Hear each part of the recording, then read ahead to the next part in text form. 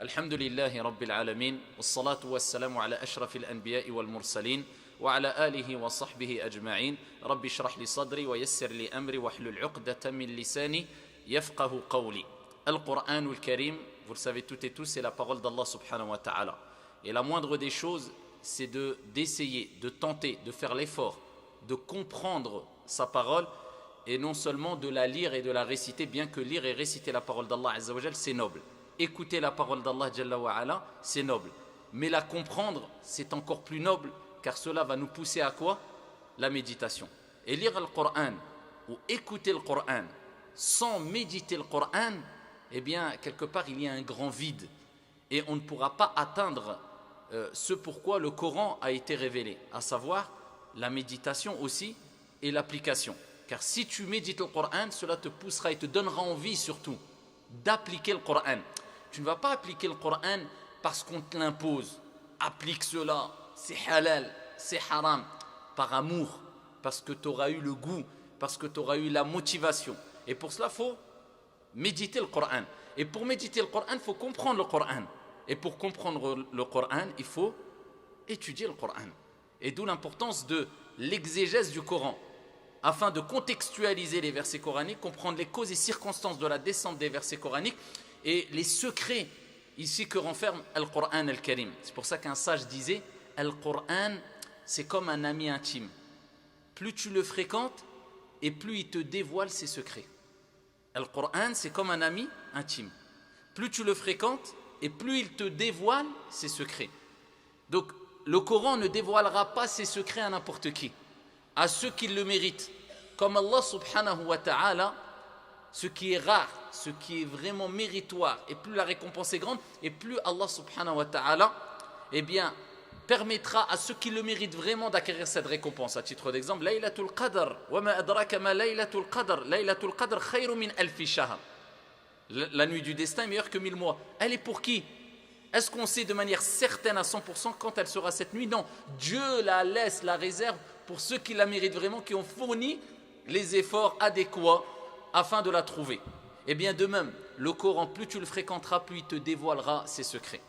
Et fréquenter le Coran, c'est le lire, l'écouter, le comprendre, le méditer. Le lire, vous savez toutes et tous que la récompense est grande. Le prophète sallallahu alayhi wa sallam a dit, toute personne qui lit une lettre du Coran, une lettre, il aura 10 hasanat. Et il dit, je ne dis pas qu'alif, lam, mim c'est une lettre, mais alif c'est une lettre, lam c'est une lettre, mim c'est une lettre. Il te rappelle que si tu lis simplement, tu lis Bismillahir Rahmanir Rahim, 19 lettres, 190 hasanat. Tu lis une page du Coran, tu as des milliers de hasanat, tout en sachant que al-hasana, elle efface as-sayyi'ah, le péché. Donc, tu n'as non seulement tu as des milliers de hasanat, mais tu as des milliers de péchés enlevés. Et Allah t'élève en degrés. Et tu te rapproches d'Allah subhanahu wa ta'ala avec la meilleure des paroles. Al-Qur'an ou al-Karim, c'est une des meilleures adorations. Plus que cela, c'est l'adoration qui restera même au jour de la résurrection après ta mort. إذا مات ابن آدم انقطع عمله إلا من ثلاث. Quand l'enfant d'Adam meurt, toutes ses actions s'arrêtent, sauf 3. Sadaqatin jariya ou ilmin yuntafa'u bi ou waladin salihin yad'u lah. Ici, une science qui a été bénéfique, tu as appris surat al-Fatiha à tes enfants, à des gens, tu as transmis une science bénéfique, les gens l'utilisent. Khalas, c'est un investissement. Ton compteur, il tourne tout le temps. Deuxième des choses, dua, un enfant pieux, vertueux qui prie pour toi. Le compteur, il tourne tout le temps. Ou bien sadaqa jariya, une aumône. Tu as investi dans une mosquée, tu as investi dans des livres, dans des Qur'ans, les gens utilisent toujours, ça tombe toujours. Donc on sait que les actions autrement s'interrompent. Mais il y a une exception. Quelle est l'exception? Qira'atul Qur'an. Vous connaissez le hadith où le prophète alayhi salatu wa sallam a dit qu'au jour de la résurrection, on dira au lecteur du Coran, Iqra, lis et monte les degrés du Coran, les degrés du paradis. Donc la lecture du Coran continuera, cette adoration continuera après ta mort au jour de la résurrection. Petite introduction avant de commencer avec Surat An-Nas, Inch'Allah. Ici, on parle de la lecture, c'est méritoire. La méditation. Dieu dit Afala yatadabbaruna al-Qur'an am ala qulubin aqfaluha. Ne méditent-ils pas le Coran? Ou ont-ils des cadenas dans leur cœur? Donc Allah il nous dit Iqra al-Qur'an, mais aussi alayka bit-tadabbur, tu dois méditer le Qur'an. Parce que si tu ne le médites pas, comment veux-tu qu'il ait un impact vraiment positif dans ta vie? Comment veux-tu avoir cette envie, cette motivation de faire de toi-même les actes d'adoration, d'obéir à ton Seigneur, de t'écarter des actes de désobéissance parce que tu comprends qu'il y a une sagesse derrière cela et que Dieu sait ce qui est bon pour toi? Il faut méditer le Coran. Comment veux-tu que ta foi augmente? Comment veux-tu que tu frissonnes? Alors certains, malheureusement, ils ne comprennent pas qu'il y a une illusion quand ils frissonnent, quand ils entendent le Coran. Ils pensent que c'est l'impact du Coran et la compréhension et la méditation du Coran, alors que c'est plus le timbre de voix parce que la voix est belle.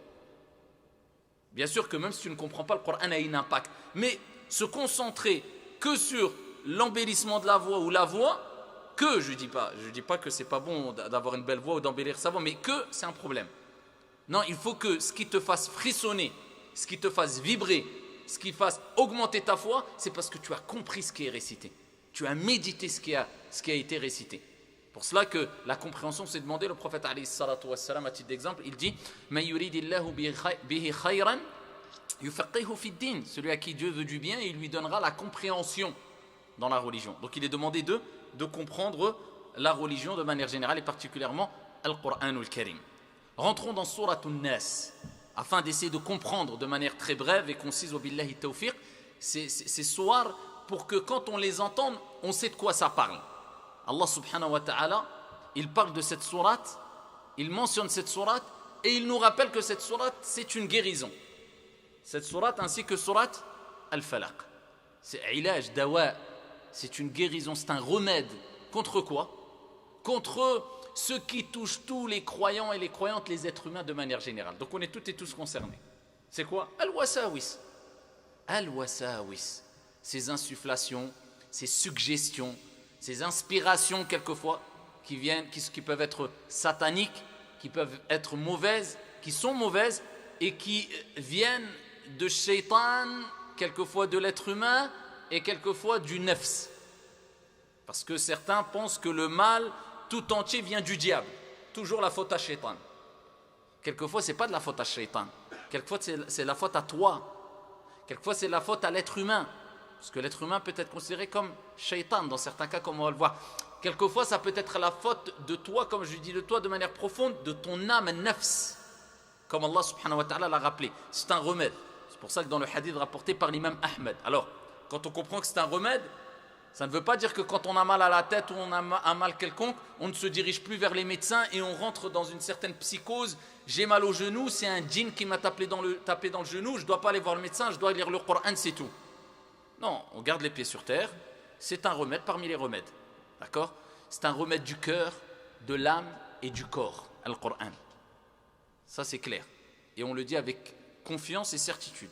Tout simplement parce que Dieu dit « وَنُنَزِّلُ مِنَ الْقُرْآنِ مَا هُوَ شِفَاءٌ وَرَحْمَةٌ لِلْمُؤْمِنِينَ » Allah il dit « shifa », Al-Qur'an « shifa ». Et on a descendu, révélé dans le Qur'an ce qu'il y a comme guérison et rahma, miséricorde, pour qui? Pour les croyants.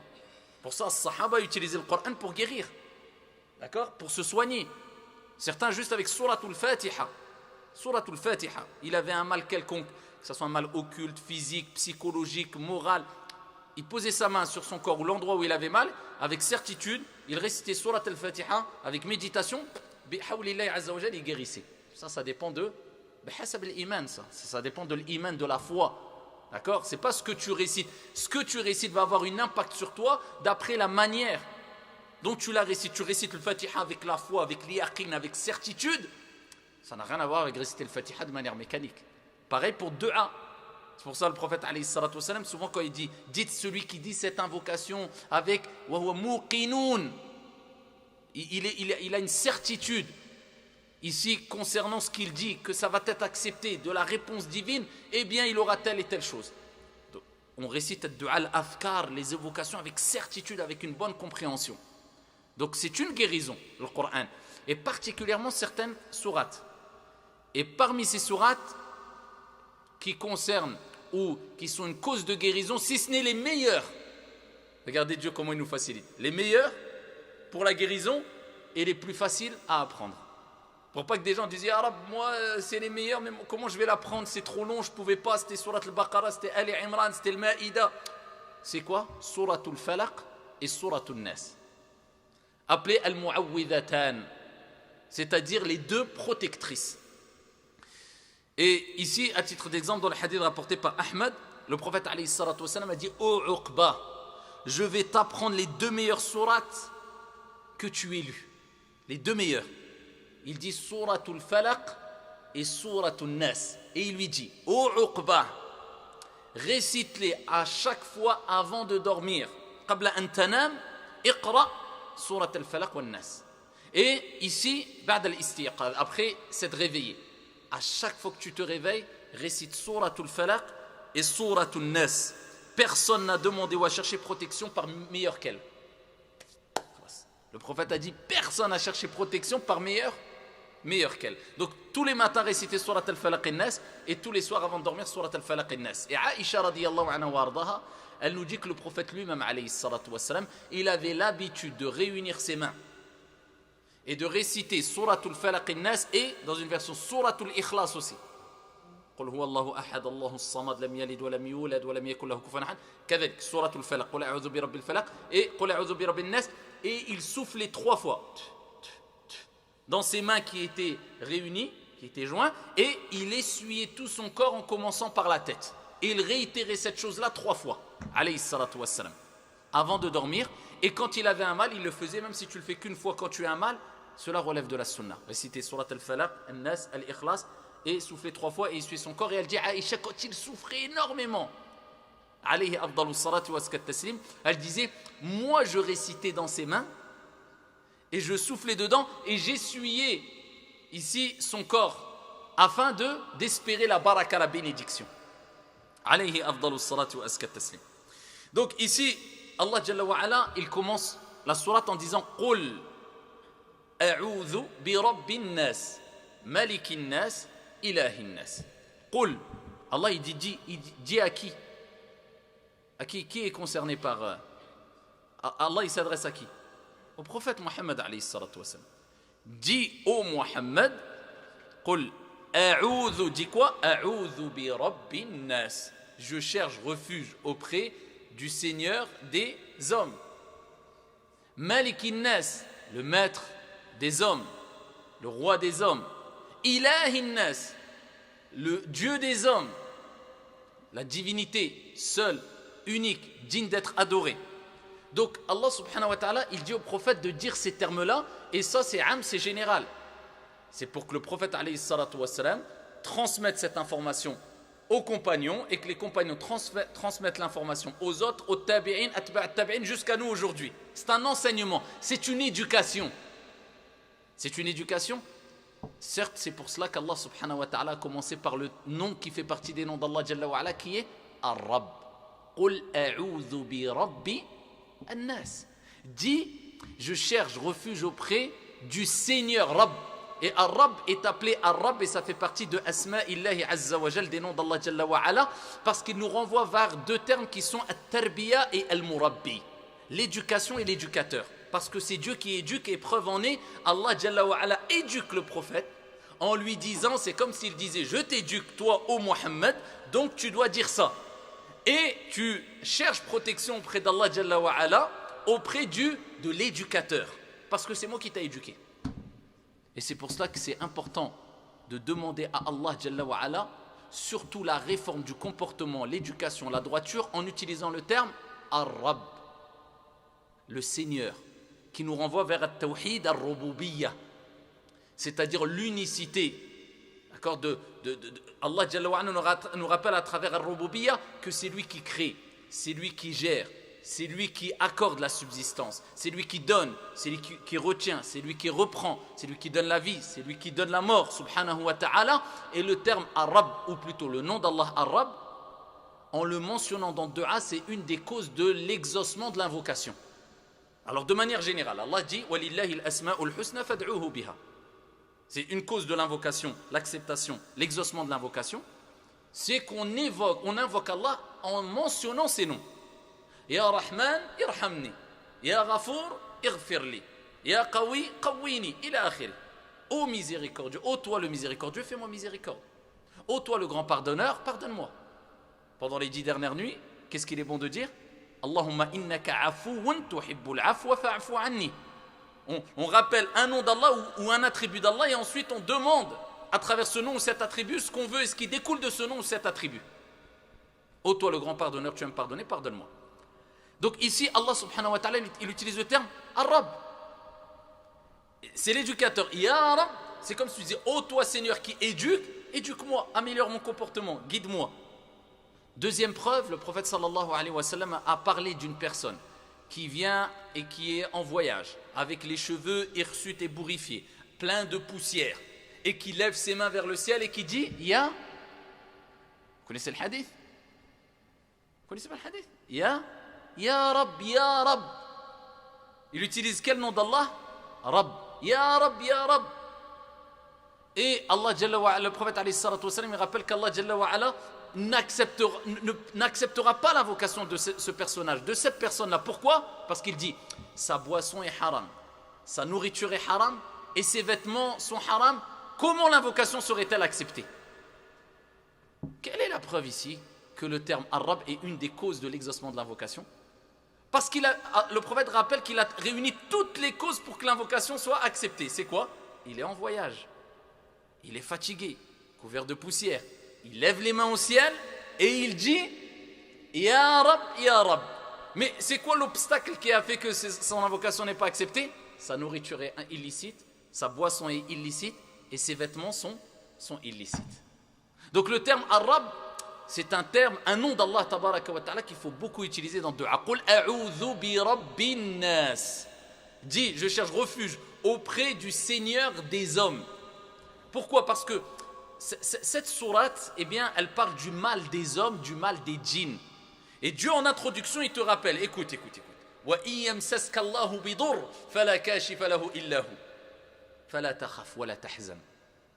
Parce que si tu n'as pas certitude quand il t'arrive des épreuves ou tu es touché par un mal, que seul Allah subhanahu wa ta'ala peut l'enlever et que c'est facile pour Allah jalla wa ala, tu vas fléchir, tu vas être pessimiste, tu vas baisser les bras et tu auras un manque de confiance en Dieu. Donc en introduction, Dieu te dit, c'est comme s'il nous disait, je vais vous parler du mal des hommes et le mal qui peut vous toucher. Mais en introduction, n'oubliez pas, Qul a'udhu bi rabbin nas, malikin nas, ilahin nas.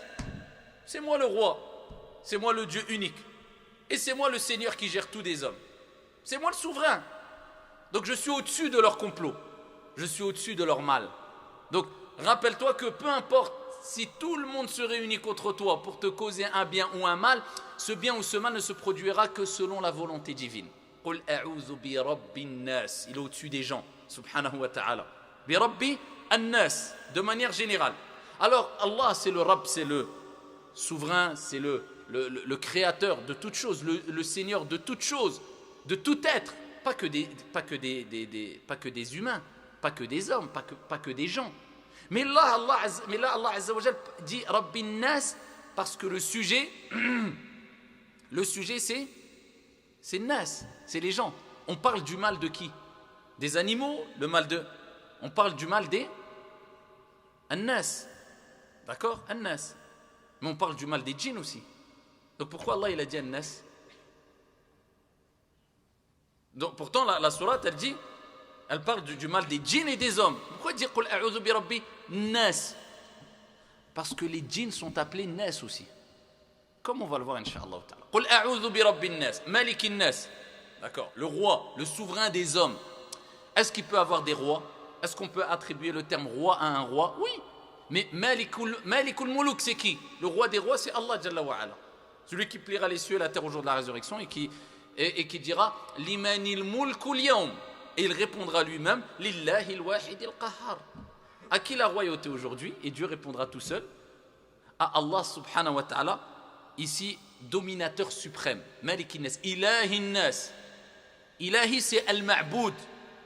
C'est celui qui est adoré et qui est unique dans l'adoration. Car il y a d'autres divinités. Parce qu'Allah Jalla wa ala a rappelé dans le Coran al-Karim qu'ils adorent d'autres aliha. Donc est-ce qu'on peut dire qu'il existe d'autres divinités? Oui ou non? Si? Bien sûr, parce que Allah lui-même, il parle d'autres divinités dans le Coran, il utilise le terme aliha. Mais est-ce que les divinités qui existent sont des divinités dignes d'être adorées? Non, ce sont des fausses divinités. Voilà la différence et la distinction. C'est pour cela que nous disons ilahinnas, c'est al-ma'boud, l'unique, digne d'être adoré. Quand on dit la ilaha illallah, c'est pour rappeler ce que je viens de vous dire précédemment. On met en avant la négation afin d'appuyer l'affirmation. Parce que si tu dis dans une salle, Zayd est debout, est-ce que ça veut dire qu'il n'y a que Zayd qui est debout? Oui ou non? Non, pas forcément. Il peut y avoir Zayd et Mohamed et Qaddour et je ne sais pas qui. Mais si je dis, tout le monde est assis, sauf Zayd. Ou alors, personne n'est debout, négation, sauf Zayd. Là est-ce qu'on comprend qu'il n'y a que Zayd? C'est pour ça qu'Allah subhanahu wa ta'ala dit La ilaha, il n'y a pas de divinité. Il n'a pas dit simplement il y a un Dieu unique. Non, l'attestation de foi, c'est pour nous rappeler ici qu'il n'y a aucune autre divinité en dehors d'Allah Azza wa Jal qui mérite d'être adorée, qui est digne d'être adorée. La ilaha, il n'y a pas d'autre divinité digne d'être adorée, illallah, sauf Allah. Parce que Allah il dit dans le Coran, si tu les interroges, Quraysh, il y avait dans le Jahiliya, qui a créé les cieux et la terre? Qu'est-ce qu'ils disent? Allah il dit dans le Coran, ils vont te dire Allah. Ils croyaient en Allah. Mais ils adoraient avec Allah qui? Al-Asnam, des statues, etc. Vous voyez? Donc eux, ils croyaient en Dieu. Mais ils disaient, il y a Dieu, mais il y a les statues. Il y a Dieu, mais il y a des intermédiaires. Donc Allah il dit, La ilaha illallah. Non, non, pas d'intermédiaire. C'est Tawhid al-Uluhiyya. Qul a'udhu bi rabbin nas. C'est lui qui a créé tout, le souverain. Malikin nas, le roi. Ilahin nas, le seul digne et qui mérite d'être adoré. Min, de quoi? Min sharril waswasil khannas. Contre le mal. Ah, alors tout cela, l'introduction. Contre quel mal on cherche, ya Allah? Min sharri, contre le mal, al-waswasil khannas. Al-waswas, c'est quoi le waswas? Al-waswas, c'est les suggestions, c'est les insufflations, les instigations, d'accord? Qui viennent de qui? Min sharril waswasi al-khannas. Qui viennent de al-khannas. Donc al-wasawis, c'est tout ce qui te vient quelquefois à l'esprit, qui te perturbe, qui te pousse à faire le mal, qui quelquefois veut te rendre fou, qui te perturbe dans la prière. Tu ne sais plus combien de rak'at tu as fait, tu ne sais pas ce que t'as fait bien les ablutions ou pas, tu ne sais pas si, quelquefois à l'excès, je dis, à l'excès, tu ne sais même plus si tu es sincère ou pas, tu ne sais même plus est-ce que tu es vraiment un croyant, tu crois vraiment en Dieu ou pas. Tu te poses des questions qui te perturbent, qui te dérangent. C'est ça le wasawis. Et ça pousse quelquefois à des dépressions. Ça pousse quelquefois à la personne à abandonner les actes d'adoration parce qu'elle devient presque folle. Elle n'a pas compris que al-wasawis, eh bien ça a touché même les plus grands des hommes, les compagnons du prophète alayhi salatu wassalam. Comme Ibn Abbas, comme d'autres, il disait, on avait des wasawis, des insufflations sataniques, on préférait mourir que de les dire. Dans des versions, on préférait tomber d'une falaise que de les dire au prophète tellement qu'on avait honte. Donc ça touche tout le monde. Ils avaient des pensées, ils disaient, qu'est-ce que... Et le prophète sallallahu alayhi wa sallam, quand ils ont rapporté ça au prophète, ils ont dit, ah Rasulallah, on a des afkars, on a des pensées qui nous perturbent, qui on a honte de te les dire. Le prophète alayhi salatu wa sallam, il dit, est-ce que vous les éprouvez? C'est-à-dire, est-ce que vous les sentez dans votre cœur et vous les aimez pas? Vous essayez de les combattre? Ils disent na'am. Il dit hada huwa al-iman. Il dit c'est ça la foi, l'iman. Donc quand tu as le wasawis et que tu ne les aimes pas, tu les combats, c'est pas un défaut, c'est une grande qualité. C'est une preuve que quoi? Tu as la foi. Tu es en train de combattre ici ces wasawis qui proviennent soit de ton âme, soit des gens, soit des diables, des shayatin. Et le prophète alayhi salatu wa sallam, il dit Al-mujahidu man jahada nafsah. Le combattant, c'est celui qui combat son âme. D'accord? Qui combat son âme, qui combat toutes ses pensées qui sont mauvaises. Ash-Shawkani, rahimahullah ta'ala, il dit, et il nous rappelle dans son tafsir, que le terme insan, vous avez vu, au début je vous ai dit Qul a'udhu bi rabbin nas, on cherche protection, refuge auprès du Seigneur des hommes. Contre ça, le wasawis. Mais on a dit ça vient de shaitan aussi. Pourquoi Allah il a dit Qul a'udhu bi rabbin nas faqat? Pourquoi il a parlé que des gens? Parce que quand Allah il parle de l'insan, eh bien rentre dedans aussi, de manière générale, al-jinn aussi. D'accord? Et c'est pour ça qu'il dit وَالدَّلِيلُ عَلَى أَنَّ اللَّفْظَ الْإِنسان يَنْدَرِجُ فِيهِ لَفْظُ الْإِنس وَالْجِنِّ مَا رُوِيَ أَنَّهُ جَاءَ نَفَرٌ مِنَ الْجِنِّ فَقِيلَ لَهُم مَّنْ أَنْتُمْ قَالُوا نَاسٌ مِنَ الْجِنِّ نَاسٌ مِنَ الْجِنِّ. Il dit la preuve que le terme insan englobe le djinn quand il y a un groupe de djinns qui est venu. D'accord, vous savez que des groupes de djinns sont venus vers le prophète alayhi salatu wassalam et autres. Ici, ils sont venus, on leur a dit, mais qui vous êtes? Il leur a été dit, qui vous êtes? Et ils ont dit les termes suivants qui nous rappellent ce que j'ai dit précédemment, Nasum min al-jinn. Des gens parmi les djinns. Nasun min al-jinn. Et il cite le verset coranique où Allah Jalla wa Ala aussi dit, Wa annahu kana rijalun min al-ins ya'udhuna bi rijalin min al-jinn. Et il y avait des hommes ou des mâles, rijal, min al-ins, des hommes parmi les humains, ya'udhuna, ils cherchaient protection avec bi rijalin min al-jinn, par les mâles, par les hommes, parmi les djinns. Donc rappelez-vous que quand on utilise le terme insan, ça peut englober aussi qui? Les djinns. D'accord? Et Allah Jalla wa Ala nous rappelle aussi dans le Coran qu'il y a aussi des hommes qui sont des hommes, des djinns qui sont des djinns, d'accord? Et qui les deux peuvent être, on sait que les hommes sont créés d'argile et les djinns sont créés de feu, mais les deux de manière dissociée, eh bien peuvent être des diables. Parce que quand on dit djinn, c'est une créature d'Allah Jalla wa Ala, d'accord? Il y a parmi eux ceux qui adorent Allah Azza wa Jal, ceux qui désobéissent, ceux qui... Et parmi les êtres humains, il y a parmi eux ceux qui obéissent à Allah, ceux qui désobéissent. Pas de mal, c'est pas nos ennemis. Mais par contre, al-shayatin, quand on utilise le terme shaitan ou bien shayatin, c'est les diables, c'est les djinns mauvais. Et Allah dit, il dit dans le Coran, shayatinul insi wal jinn. Il dit les diables parmi les humains et les djinns. Ce qui nous rappelle que quoi? Il y a des êtres humains et il y a des djinns qui sont des shayatin. Min sharril waswasil khannas. D'accord? Al-Khannas. Donc, Al-Khannas, ici, les ulama, ils ont dit particulièrement, c'est, Dieu parle des humains aussi par la suite. Hein. Mais là, il décompose, là, il précise. Donc, Min sharril waswasil khannas. Al-Khannas, c'est qui Al-Khannas? Al-Khannas, c'est le shaitan. Et Al-Shaitan, huwa Al-Khannas, yuwaswisu fi as-sudur, fa idha dhukira Allah, khanasa ay kaffa wa aqsar. Pourquoi on l'a appelé Al-Khannas, Shaitan, ici? Pourquoi Dieu a nommé Shaitan Al-Khannas? Parce que Al-Khannas, comme on dit Al-Mufassiroun, c'est celui qui vient, qui balance une mauvaise parole, qui balance le mal, et après il prend la fuite. Les allumeurs de flammes, on les connaît, hein? Il vient, il dit une kalima, il te fait du mal, il te donne un mauvais conseil, après qu'est-ce qu'il fait? En général, les gens, quand il y a une embrouille, quand il y a un problème, quand ils disent hop, inni bari ou mink. C'est comme ça, le shaitan, il dit, même au jour de la résurrection, il dira, Ya Allah, je me désavoue d'eux. Moi, je ne les ai pas forcés à venir tirer par la... Je leur ai dit de venir, ils m'ont suivi. Donc, shaitan, c'est Al-Khannas. C'est-à-dire Al-Khannas, Allah, il dit, Fala uqsimu bil khunnas. Allah, il dit dans le Coran, Fala uqsimu bil khunnas. C'est quoi le khunnas? C'est l'étoile, c'est la planète qui gravite, qui apparaît et qui disparaît.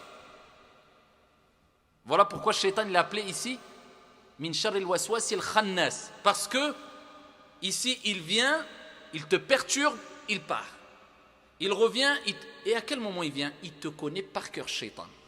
Il sait par quelle porte. Il dit non, lui, si je rentre par cette porte-là, il ne va pas accepter, il va me rejeter. Non, je vais rentrer par une autre porte. Il te connaît par cœur, Shaitan. Donc il vient et il part. C'est pour ça dans le hadith, fi sahih, le prophète alayhi salatu wassalam, il dit, quand il y a l'adhan, إذا أذن المؤذن, qu'est-ce qu'il fait Shaitan? Il prend la fuite, il part. Et il revient quand l'adhan est terminé. Et quand il y a l'iqama, Shaitan il repart, il prend la fuite. Et quand l'iqama est terminé, Shaitan il revient. Pourquoi? Yakhnis, il vient, il part, il vient, il part. Mais c'est quand qu'il part? On a l'ilaj ici. C'est quand qu'il part, Shaitan? Quand le nom d'Allah est évoqué. Vous retenez, quand le nom d'Allah il est évoqué. Donc quand tu mentionnes le nom d'Allah Azza wa Jal, Shaitan il devient, c'est pour ça, Al-Mufassiroun ils disent, il devient petit et il disparaît. C'est pour ça quand il y a l'adhan, Shaitan il part. Et c'est pour ça qu'il est bon d'évoquer Allah Azza wa Jal. Même quand Shaitan te perturbe, ne dis pas la'natullahi ala shaitan. C'est mieux de dire Bismillah, a'udhu billahi minash shaitanir rajim. Ad-dalilu ala dhalik. Ma rawahu Abu Daoud wa Ahmad. Le prophète alayhi salatu wa salam était sur une monture avec un compagnon. Et le compagnon, la monture a trébuché, ils allaient tomber. Et là, le compagnon a dit malheur à shaitan. Le prophète sallallahu alayhi wa sallam a dit ne dis pas ça. Il dit ne dis pas ça parce que quand tu dis malheur à shaitan, shaitan devient grand et prend de l'ampleur tel un édifice. Il est content. Quand tu l'insultes, shaitan il est content. Pour ça même un être humain qui se transforme en shaitan quelque part, qui est mauvais, qui t'insulte, qui te provoque, si tu réponds à ces insultes, c'est là où tu vas le nourrir. Mais quand tu dis rien, tu dis c'est pas grave, que Dieu te guide. Là ça va le tuer ou pas? Ça va le détruire, ça va Eh bien c'est pareil, il dit ne dis pas malheur à shaitan, parce que shaitan il devient grand quand tu dis malheur à shaitan. Et il dit shaitan, il dit c'est par ma force qu'il s'est passé ça. Donc tu lui as donné de l'importance. Laisse shaitan, mais il dit plutôt Bismillah. Et quand tu mentionnes le nom d'Allah, il dit le prophète alayhi salatu wassalam, shaitan devient plus petit qu'un insecte. Il disparaît. Vous voyez? Et bien c'est ça shaitan. Comme on a dit ici, dans ce que j'ai dit précédemment, Al-Khannas, Khanas al-Shaitan, c'est-à-dire qu'il disparaît quand tu mentionnes le nom d'Allah. Donc ceux qui disent j'ai des problèmes psychologiques, j'ai des problèmes j'ai des problèmes dans ma foi, donc, et ça vient de Al-Wasawis. C'est quoi le remède? Zikrullah, évoquer Dieu. Subhanallah, alhamdulillah, la ilaha illallah, Allahu akbar, subhanallah, alhamdulillah. Les invocations du soir et du matin, dire a'udhu billahi minash shaitanir rajim, dire bismillah. Le prophète il leur a dit quand vous avez le wasawis, dites amantu billah. Je crois en Dieu. Pourquoi amantu billah? Parce que tu mentionnes Allah et tu montres ta fermeté. Quand tu as des wasawis, il ne faut pas rester dans le doute, il faut être ferme. C'est pour ça qu'il y a un homme qui est venu voir Ibn Hazim al-Qadi et il lui dit ya imam, le cheikh il a compris qu'il avait le wasawis. Il dit je ne sais plus si j'ai divorcé ma femme ou pas. Il dit hier voilà je lui ai dit, je n'ai pas dit, je ne sais plus. Vous savez qu'en islam quand tu dis anti taliq, si tu l'as dit clair, le terme il est parti. C'est pour ça que le prophète il dit même parmi les choses avec quoi on n'a pas le droit de jouer en islam, et si tu le joues, c'est-à-dire même en t'amusant tu les prononces, yaqa, ça se passe, c'est valide. Le divorce, même en disant à ta femme je te divorce, en rigolant d'un point de vue religieux, je dis, c'est pris en considération. Donc il dit je sais plus, j'ai dit, j'ai pas dit, j'ai des doutes. Le cheikh il a dit mais si tu l'as dit. Il dit comment ça je l'ai dit? Je viens de te dire je sais plus. Il dit bah tu me dis je sais plus, c'est que tu l'as dit. Tu t'as dit je divorce à ta femme. Il dit mais je sais, je viens de te dire je sais plus. Il dit hier tu m'as pas dit, t'es pas venu me voir en me disant j'ai divorcé ma femme. Il dit wallah hier je suis pas venu te voir en disant j'ai divorcé ma femme. Il dit bah comme tu m'as juré, jure à shaitan. Comme tu m'as juré que wallah je suis pas venu te voir et je t'ai pas dit je divorce ma femme, jure à shaitan que t'as pas divorcé ta femme. Pour lui rappeler, sois ferme. Dès qu'il y a le wasawis qui rentre, éloigne-toi de le wasawis. Tu as des doutes, khalas, j'ai pas dit. Pourquoi? On se base sur al-yaqin, la certitude. Est-ce que ce qui est sûr, al-yaqin ou la yazulu bishak, la certitude ne disparaît pas avec le doute? Est-ce que ce qui est sûr, c'est que tu es marié? Toi, tu es marié. D'accord? Tu es marié? Masha'Allah. Tu es marié, c'est sûr que tu es marié. Ça, c'est une certitude. Maintenant, toi, tu as des doutes. Je ne sais pas si j'ai divorcé ou pas, tu as un doute. Donc, ici, on va regarder la chaise. Ça veut dire que, qu'est-ce qui est sûr? C'est le mariage. Ça, c'est sûr. Il y a al-yaqin. La règle, c'est quoi? La certitude ne disparaît pas avec le doute. Tu as une certitude, tu as un doute. C'est quoi qui prévaut? La certitude. Maintenant, ne me dis pas, j'ai un doute alors que tu lui as dit, je divorce, mais tu veux prendre la fuite parce que tu veux sauver ton... Non, ça c'est autre chose. Mais si tu as un doute, balaye le doute. D'accord? Donc c'est pour ça qu'il faut être ferme. Quand tu as des doutes, il faut être ferme. J'ai fait 2 fois ou toi, j'ai un doute. Si tu sais que tu es quelqu'un touché par beaucoup de doutes, balaye les doutes. D'accord? Donc ici, on a dit aussi que Al-Wasawis vient des hommes. On a compris, ça peut venir des hommes. Ça peut venir des djinns. C'est quoi la preuve que ça peut venir du nefs aussi? Parce qu'il y a des gens qui nous disent, on est Ramadan. Et le prophète alayhi salatu wassalam a dit, وَسُلْسِلَةِ الشَّيَاطِينَ. Les shayatines, ils sont enchaînés pendant Ramadan. Pourquoi j'ai toujours l'ouassawis, j'ai toujours ces insufflations sataniques, des mauvaises pensées, j'ai toujours des envies de faire le mal quelquefois. T'as oublié que les shayatines sont enchaînés, mais pas ton âme. T'as oublié ton âme ou quoi? Elle est dans la partie, ton âme. Et le combat contre l'âme instigatrice au mal, c'est le plus grand des combats parce que tu vis avec ton âme. Soit elle te dompte, soit tu la domptes. Il y a un vainqueur dedans, ça c'est sûr. Soit c'est ton âme, soit c'est toi, hein. Ça c'est sûr. Allah Jalla wa Ala dit dans le Coran,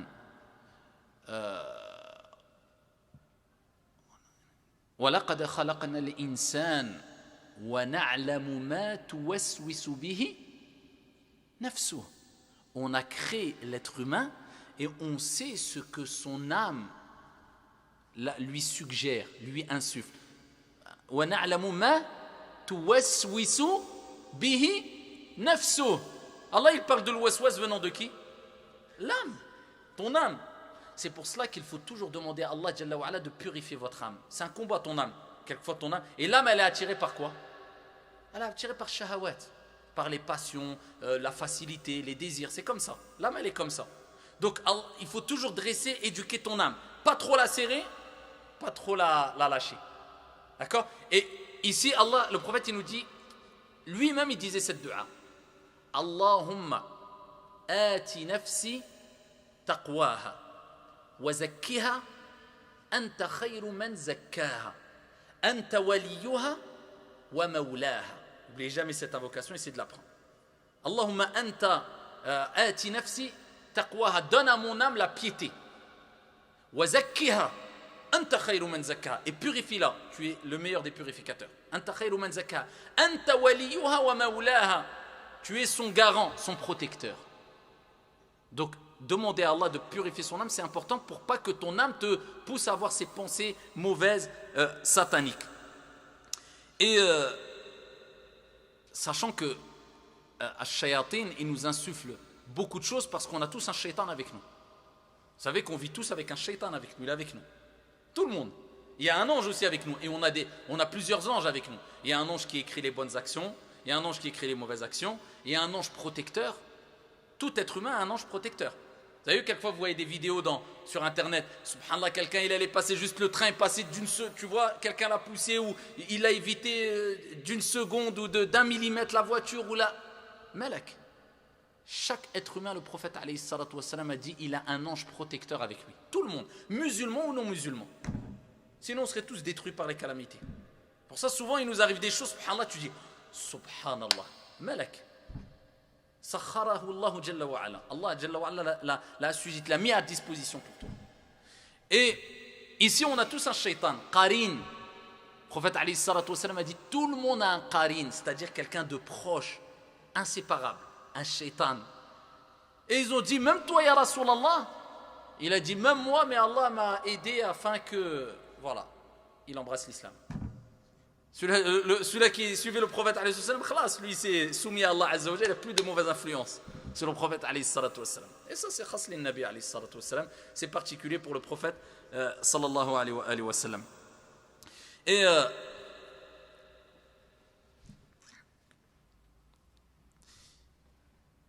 ici, souvent, je terminerai avec ces quelques paroles-là, souvent beaucoup de gens posent la question sur ou sont perturbés par le wasawis dans la prière.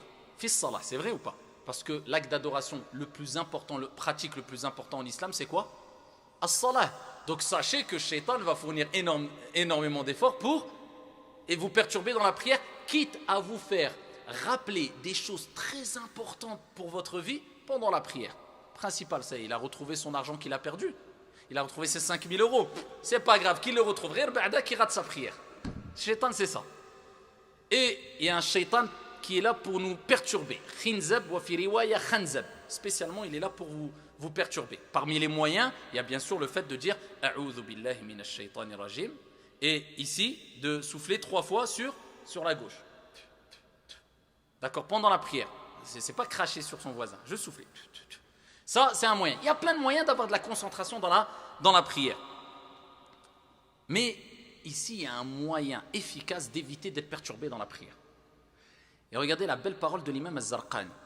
L'imam Az-Zarqani, il dit Man wajada al-waswasa ou al-waswas fi salatihi fayarji' ila taharatihi wa wudu'ihi.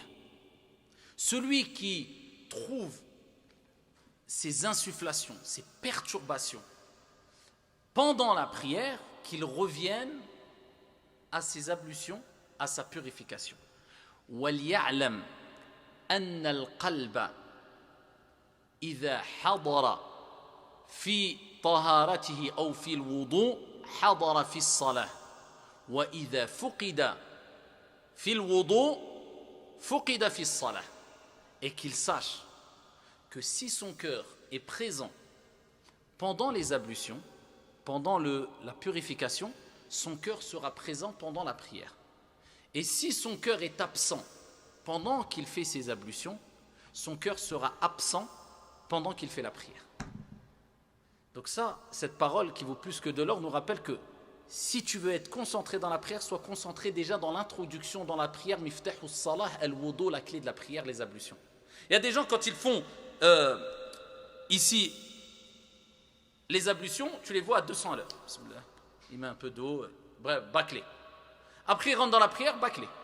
Mais quand tu sais que c'est une ibada, c'est un acte d'adoration, les ablutions, c'est une purification par laquelle chaque goutte qui tombe, c'est des péchés qui tombent avec. C'est un acte d'adoration par lequel tu te rapproches de Dieu. Tu es en train d'adorer Dieu avec les ablutions, tu es déjà dans la ibada, et bien tu te concentres à faire bien tes ablutions. Bismillah. Sans, c'est pas ouais, allô, bismillah. Ouais, tu vas bien, à quelle heure t'arrives? Ouais, c'est quoi ça? Non, déjà concentration, bismillah. Tu fais madmada, al-istinshaq, al-istinthar. Tu t'assures que l'eau touche toutes les parties de ton visage. Tu commences bien par tes doigts, tu remontes jusque tes coudes en faisant delk, en frictionnant un peu, pareil tes pieds et tout. Eh bien, tu verras que ça sera un grand moyen qui te permettra d'être concentré dans ta prière comme tu l'as été concentré dans les ablutions. Et ça pourra chasser, te permettre de chasser facilement al-wasawis, les mauvaises pensées, ce qui te perturbe pendant la prière, comme l'a dit l'imam Az-Zarqani, rahimahullah ta'ala.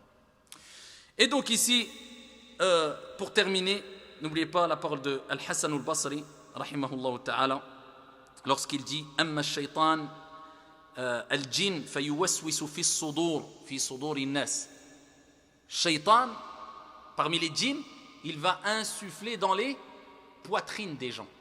D'accord? Dans les poitrines, à l'intérieur. Tu sens quelque chose dans ton intérieur. Mais le shaytan humain, il vient de manière ouverte.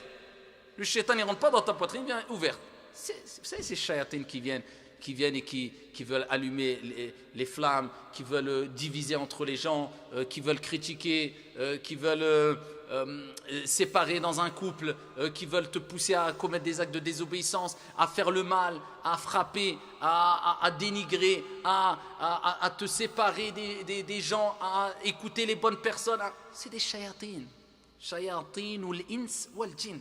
Mets-toi dans la tête, quand tu le vois, il te dit ça, tu dis A'udhu billahi minash shaytanir rajim. Si tu dis fort devant lui, il va dire comment. C'est comme ça. On a vu les preuves. Donc, il faut savoir qu'eux, ils viennent de manière claire, ouverte, comme à l'époque du prophète alayhi salatu wassalam. Amma, les shayatin djinn, eux, ici, ils s'occupent, et ton âme s'occupe dans ton intérieur. Et un-nafs, eh bien, va te pousser surtout à tomber dans, comme ils disent, l'ouest-ouest, qui vient de neuf, c'est pour te faire tomber dans quoi? Ash-shahawat, les passions, les excès, les tentations. Et ash-shaytan, il va te faire tomber dans quoi? Ash-shubuhat, les ambiguïtés. Et les deux se réunissent dans la poitrine et se dirigent vers le cœur et te perturbent. Donc c'est pour ça, éloigne-toi toujours de ces wasawis en cherchant protection auprès d'Allah Azza wa Jal à travers المعوذتان قل أعوذ برب الناس ملك الناس إله الناس من شر الوسواس الخناس الذي يوسوس في صدور الناس. Allah il parle من شر الوسواس الخناس الذي يوسوس في صدور الناس, qui insuffle dans les poitrines des gens. C'est pour cela que on dit que Shaitan, il tape la poitrine, l'intérieur. Al-ins, c'est l'extérieur. Fi suduri nas. Min al-jinnati wan nas. Shaitan et les êtres humains. Allah il dit qu'ils soient parmi les djinns ou parmi les êtres humains. Wallahu ta'ala a'la wa a'lam wa ahkam. Walhamdulillahi rabbil alamin.